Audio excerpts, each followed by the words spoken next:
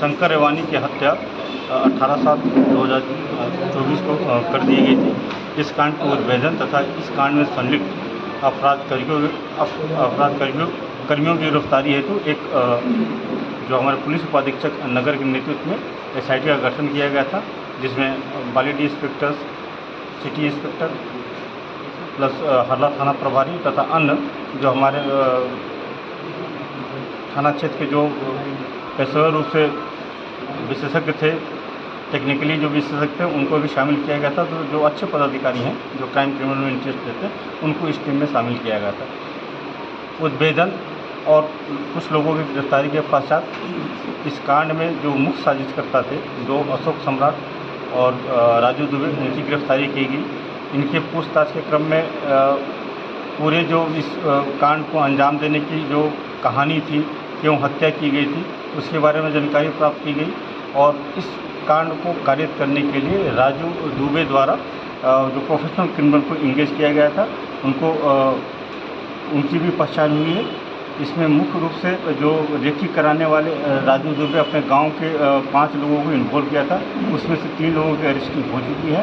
साथ साथ में मुख्य साजिशकर्ता जो हैं राजू दुबे और जो अशोक सम्राट है, जो अनफैसिलिटी लॉजिस्टिक प्रोवाइड कराना तथा क्रिमिनलों को शेल्टर देना, उनकी गिरफ्तारी कर ली गई है। वजह क्यों थी क्या?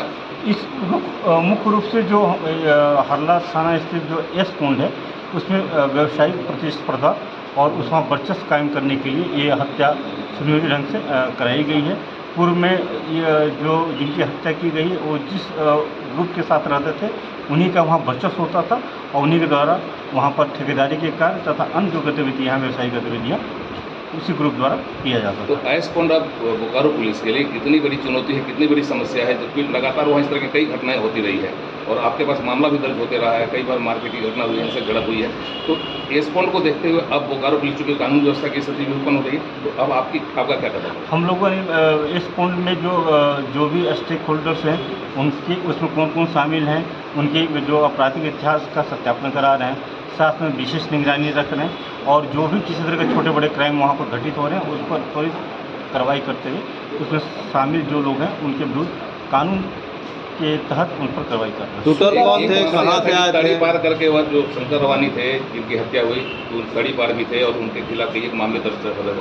आखिर किस तरीके से आ रहे थे? पुलिस की कहाँ चूक हो गई? पुलिस ने कहाँ अपना इसको निगरानी छोड़ दिया? जहाँ शंकर रवानी के पूर्व में इस जिले में 6 आपराधिक कांड अंकित थे और ये 13 अगस्त तक इसी जिले से जिला बदर थे। उसकी लगातार थाना स्तर से निगरानी की जा रही थी। ये ज्ञात हुआ था कि वो धनबाद में रह रहे हैं, लेकिन किसी छुप कर आने की के बाद ये घटना घटित हुआ। लेकिन उसके बावजूद भी क्यों घटित हुआ, उसकी विस्तृत जानकारी जो पुलिस उपाधीक्षक नगर के माध्यम से करी जाए। शूटर का है? शूटर जो है, शूटर में विशेषकर जो थे वो बिहार के थे और उन पर जो अभी तक जांच पड़ताल हुआ है वो प्रोफेशनल किलर हैं।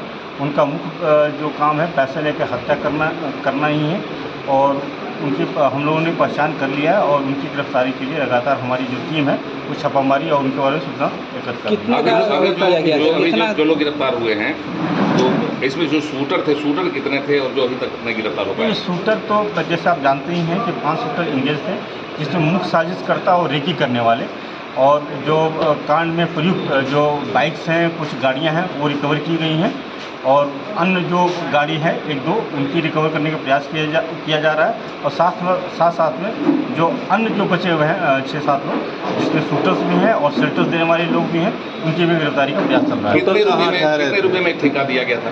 क्योंकि ये जो किलिंग की जो घटना घटी है, उसमें अभी तक जो जानकारी प्राप्त हुई है उसमें 10 लाख में हत्या की कॉन्ट्रैक्ट डीलिंग किया गया था।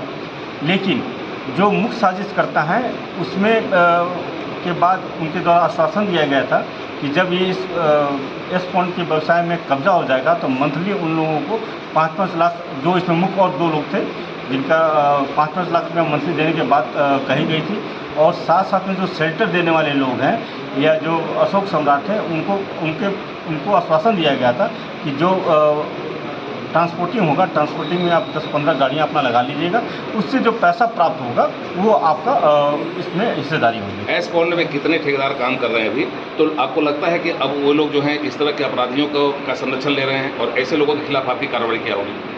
नहीं, जो इस कुंड में जो काम करने वाले जो ठेकेदार हैं, ऑनलाइन ढंग से वो अपना ठेका ले रहे हैं, लेकिन जब वो कार्य करने आते हैं तो बिना इनके सहयोग, इन्फ्लुएंस के, जो वहाँ पर विस्थापित संघ है या जो भी वहाँ पर गांव के बस्ती के महुआर के हैं, तो बिना उनके सहयोग और समर्थन से वो कार्य नहीं कर पाते हैं। इसी परिस्थिति में जो पहले से राजू दुबे कार्य करते थे और कालांतर में या पूर्व में राजू दुबे के साथ शंकर रवानी कार्य कर रहे थे, तो 2013 से उनका वर्चस्व था राजू दुबे का।